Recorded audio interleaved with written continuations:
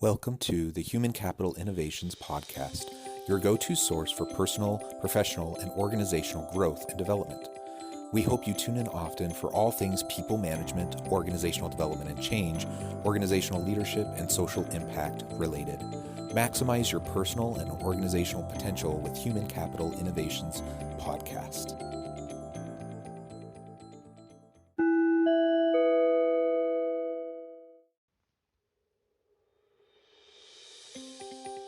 Welcome to the Human Capital Innovations Podcast. In this HCI podcast episode, I talk with Yuri Kruman about fostering trust and empowering your employees.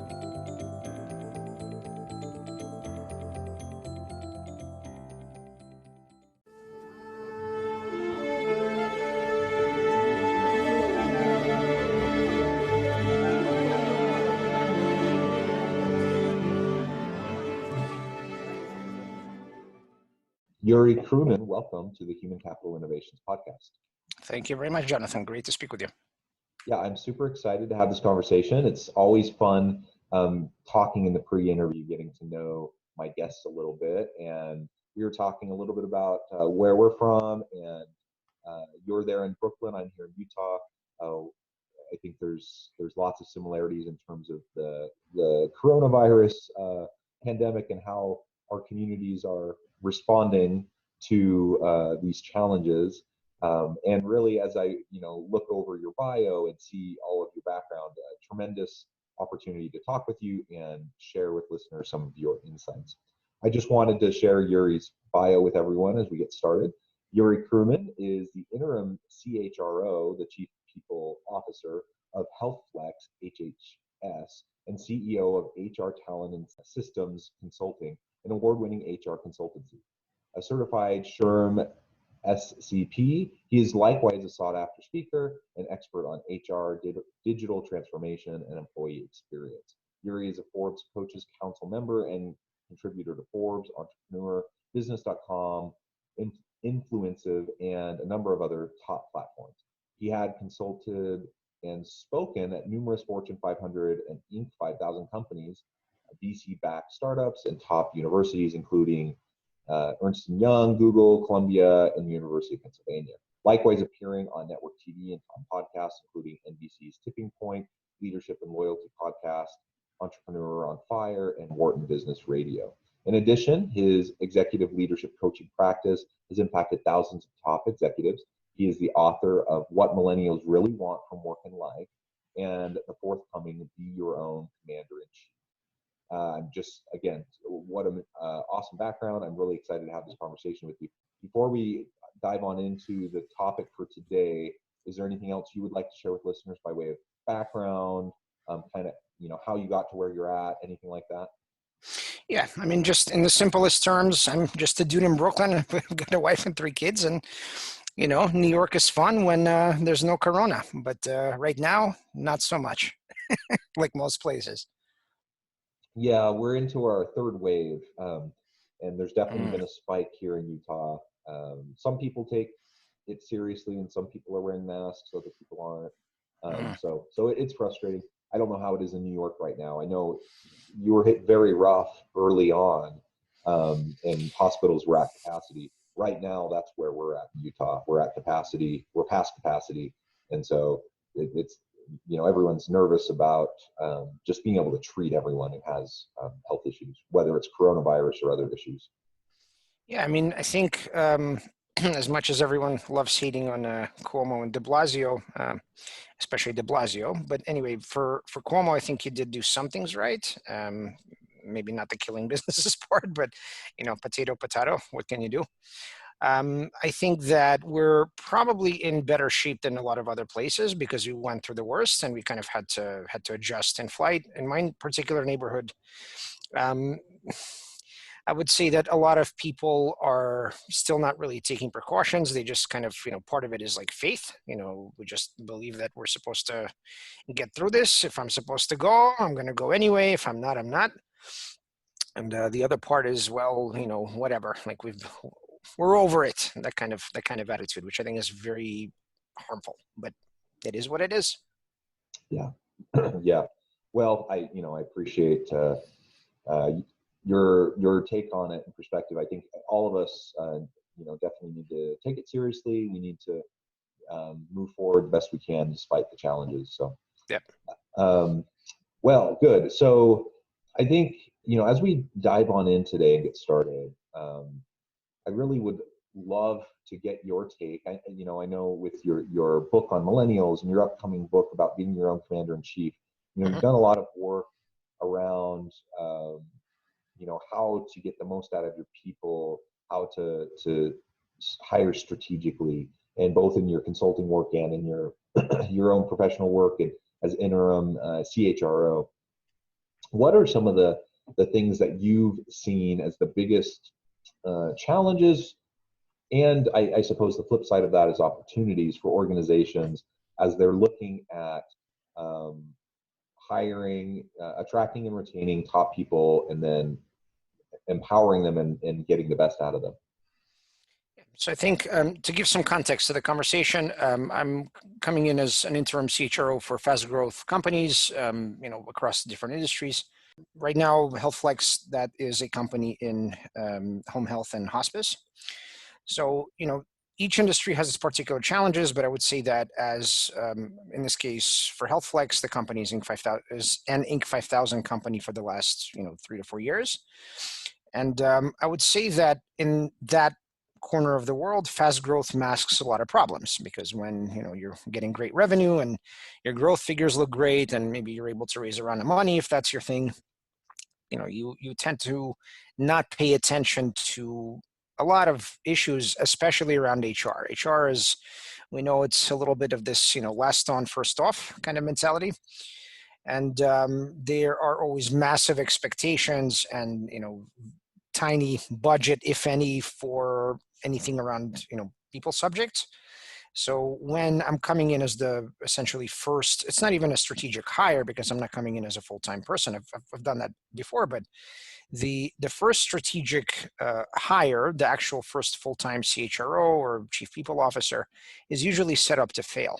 And the reason is that essentially the expectations are, well, digitally transform us into the next century and make our people sing our praises on Glassdoor and all of this. So in practice, a lot of chief people officers are coming in, maybe as the number 2 or 3 from a larger organization, and they haven't done anything very tactical for a number of years, and they're not really willing to, because why would I take a step back in my career? I've got reports for that, right? So it's, for me, I'm coming in as the bridge to that. So when a company, let's say, has a generalist or maybe a sourcer, a coordinator, then you don't have any room or time, especially HR is almost always understaffed. You have no room to even think about something more strategic, about things like, well, what if we did a proper performance management system and actually did our performance reviews, not even every year, but actually maybe every quarter? Or what if we asked our employees through employee engagement surveys how they actually feel? Right? Things like that. Or what happens if we coach our employees on things like career pathways, and maybe we try to up their compensation to market level? Right? So those kinds of things, in the best case, you have a founder that gets it. They're like, okay, well, we have to keep up with the market. Maybe the Inc. 5000 thing doesn't have quite the same effect anymore, and we actually have to do things the right way. And that's one kind of, things wake up. You have COVID, which comes and also, forces HR to go to the front of the line and become the de facto leader of digital transformation. So the role of HR suddenly in the last 7 months has been massively bigger than anything before.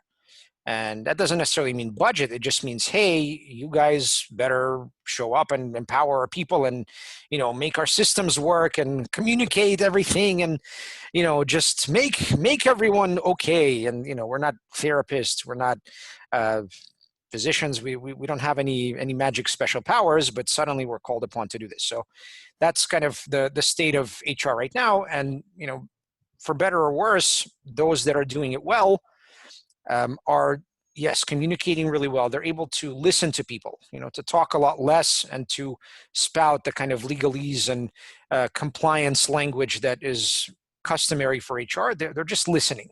Are you doing okay? Could you use therapy? Could you use some more days of, daycare for your kids? Or maybe you need extra time to take care of your parents, things like that. So just being, I mean, I hate to use that term, but essentially being more human and less resource. Suddenly, that's kind of what has come up to the surface. And those companies where HR has done their job well, that's really what they've turned on. They've turned on kind of the human element and just listen more. Like, how can I help you? Yeah, yeah. Well, that's great, and I appreciate that perspective. I think it is absolutely a very challenging time right now for businesses generally, but for Hmm. the HR function and people management, organizational leadership more generally. It's tough, and there's a lot on everyone's plate. The good organizations right now are showing empathy towards their people. They recognize these are unprecedented times. They recognize there are challenges outside of anyone's control, and Hmm. they're doing their best to be supportive of their people. But what we sometimes forget is that the leaders also are having to deal with all of this, right? Hmm. So Exactly. so they're simultaneously trying to keep a company afloat, take care Hmm. of all of the needs of their employees, while also dealing with the coronavirus and all of their personal upheavals in their life and everything that they're Hmm. dealing with also.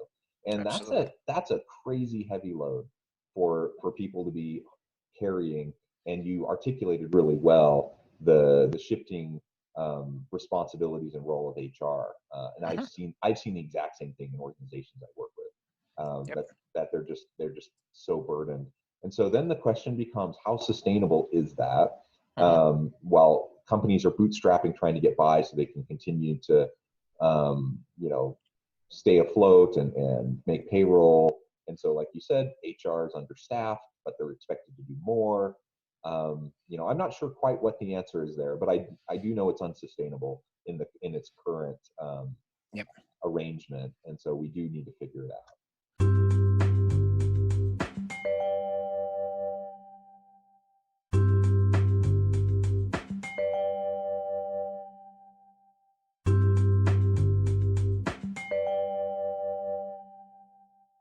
Yeah, that's absolutely true. It's very difficult to say, once the digital transformation is complete, you know, HR before that essentially was almost, I would say, dying, quite to be quite blunt, in the sense that a lot of functions, were getting automated or outsourced.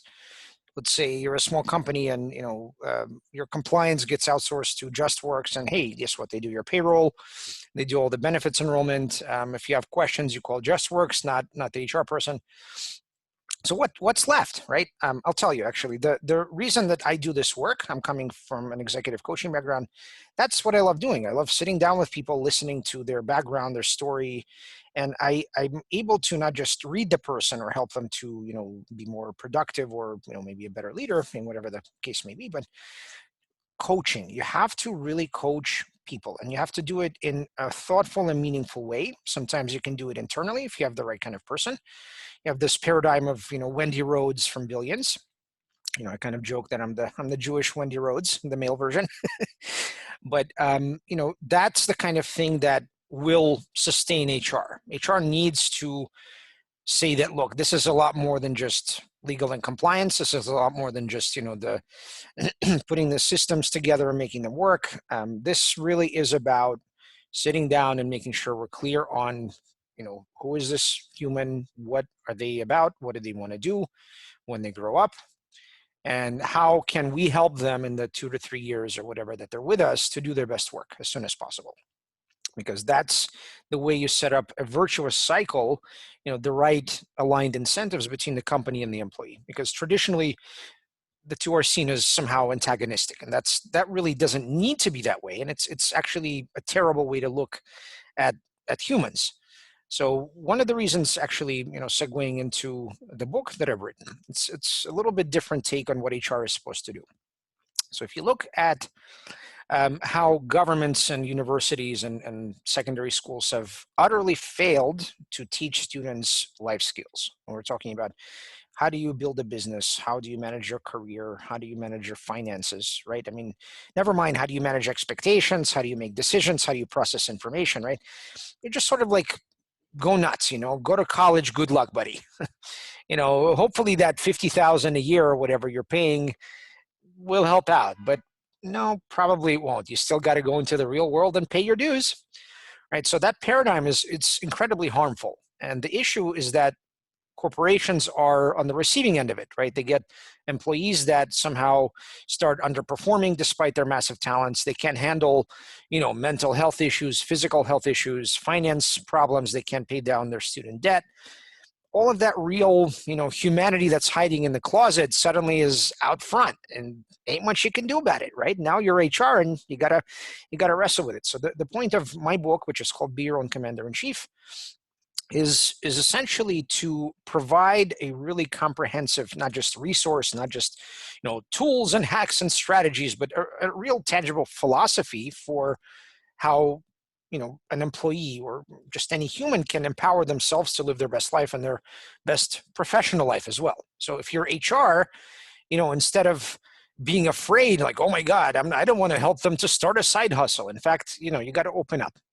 You got to say, actually, if a person has a side hustle, you know what, that's going to make them a much better and more efficient worker. And maybe I can even invest in that side hustle. Maybe I can even help them to bring that into the company and benefit all of us. Right. So that's the kind of way that I think, and the book discusses four conversations. So there's body, mind, dealing with others, and God or the universe. And you have to make sure to have all four conversations, or to make sure that your employees are having those conversations regularly, or else, right? Or else you have people wash out and fail at work.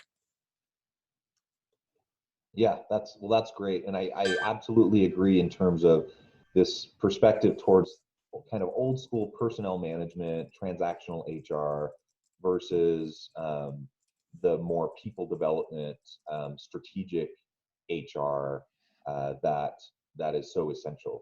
And so when we talk about the future of work, and we talk about what's going to allow people to excel and to maximize their potential, and for organizations to also be effective and to perform at high levels, it requires a strategic approach, and that's the value-added proposition of HR as a function for organizations. So I think it's super important for us to have that perspective, and I appreciate the take that you provided on your book. So thank you. Let's talk a little bit more about the idea that you were just suggesting around empowerment of people, but not just in their professional life, but also in their personal life. How have you seen that working in organizations where it's been successful? Like you, I've seen many organizations who they fail to recognize the value of people developing themselves outside of the workplace, or they see that as a separate sphere that they shouldn't even have any involvement in. And so, like you brought up the side hustle example, and I've seen so many organizations that not only do they not encourage it or support it in any way, but they actively discourage it. They try to keep their people from being involved in anything else outside of work, because they have this notion that it's going to be distracting, it's going to reduce their commitment to the organization, and so forth. I think you and I both understand that's ridiculous. It's quite frankly just a really stupid mentality, but it's a pervasive one that I see all the time. So how do we help organizations get past that? How do we help them recognize the need to develop the whole person, whether regardless of whether it's in work type stuff, outside of work stuff, because it all ends up impacting work?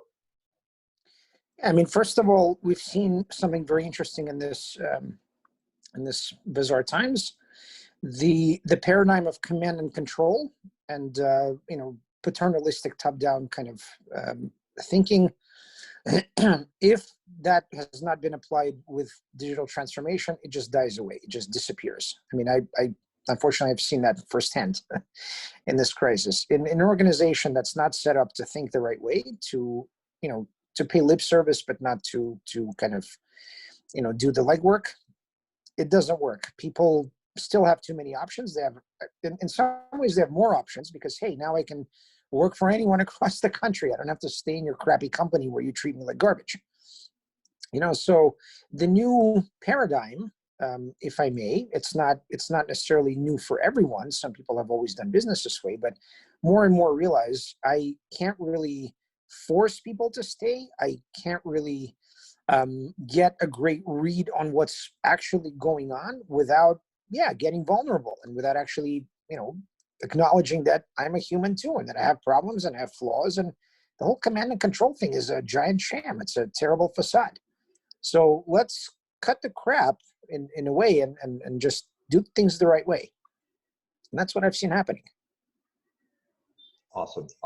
And I think as we show, I mean, it takes a level of trust, right? The command control model, if you're going to let go of control, even if it's perceived control and it's a facade, if leaders and organizations are going to let go of it, it requires some trust. And so developing strong trust between management and employees up and down the hierarchy is so essential. And as we're trying to empower people and help develop them, of course it benefits them, but it also benefits us because they feel invested in, they feel the trust, that empowerment allows them to perform at a higher level, and ultimately that will result in better performance for the organization, which is what they want, right? And so that's what we need to move towards. And I think leaders need to think thoughtfully about their own style and how that may impact, for better or worse, the trust dynamic, the empowerment dynamic. And if we can let go of a little bit of control and trust our people, it's not always going to work out, but it doesn't always work out anyways. But for a lot of individuals who want to do their best work, they want to be there within the organization, it's going to unlock a lot of potential. Yep. Yuri, so we're getting close to the end of our time together today, but I did want to give you a chance to share with listeners how they can get in contact with you if they want to reach out professionally. Also, I know you have a book that's coming out soon. Maybe you can talk a little bit about that. Sure. So I want to leave you with one other very quick thought, which I think is quite important for this conversation. So coming in as an executive coach to HR consulting, my approach has been, why not teach and coach lower level employees the same exact way that I do for executives, right? So the same way that I might coach a chief investment officer of a university here in New York. Why not do the same, meaning use something that I have called a personal and professional development template for everybody in the company, and essentially give them the benefit of free or subsidized by the company executive coaching. And guess what? Some people are naturally drawn towards that because maybe they're ambitious, maybe they have some kind of previous experience with coaching.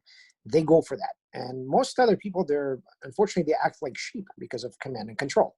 So I go in and I try to open people up in that way on purpose. Because once a person realizes, hey, my wings are actually much bigger than I thought, and I have a lot more power than I do, that kind of feeling, when the person feels it because of the company, they're much more likely to feel more loyalty toward that company. They're much more likely to do better work, and they're sure as hell more likely to stay around longer. So these things are very much, aligned incentives, again, provided the executives get it.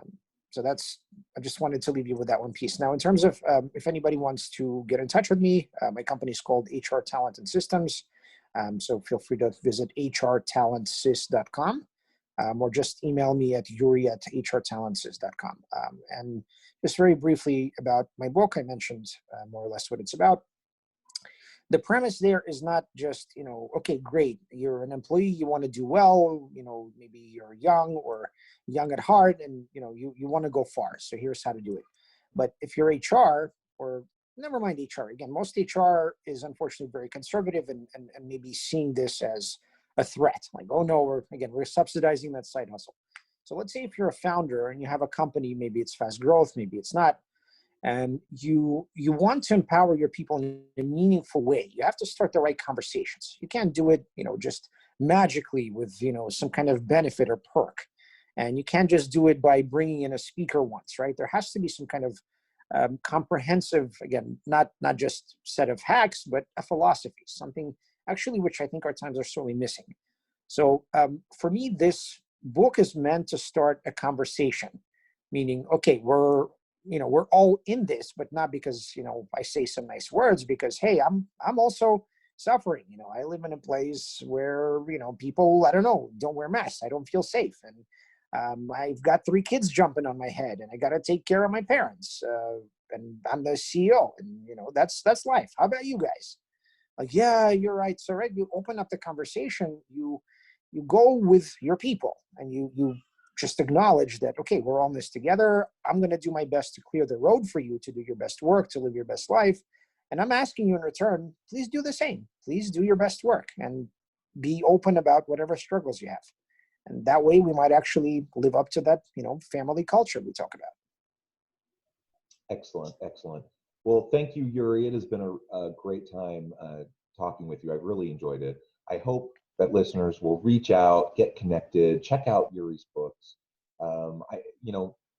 Challenge your preconceived notions about what leadership should look like, and really have those honest conversations, both internally, but with your people. That will allow us to develop greater trust, stronger relationships, empower our people both in and out of work, professionally and personally, and ultimately it will lead to better outcomes for everyone, for you as a leader, for your people, and the organization. So thanks everyone for joining us today. As always, I hope you stay healthy and safe, that you can find meaning and purpose at work each and every day. And I hope you all have a great week.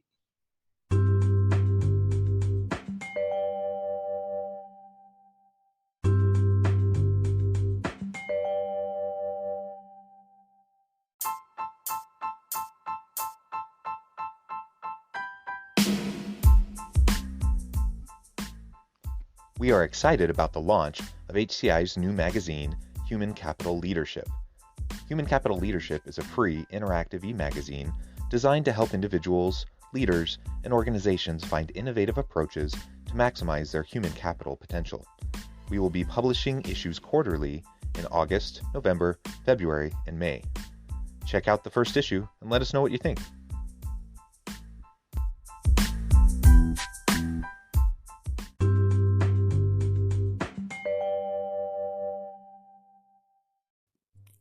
Thanks again for joining us for this episode of the Human Capital Innovations Podcast.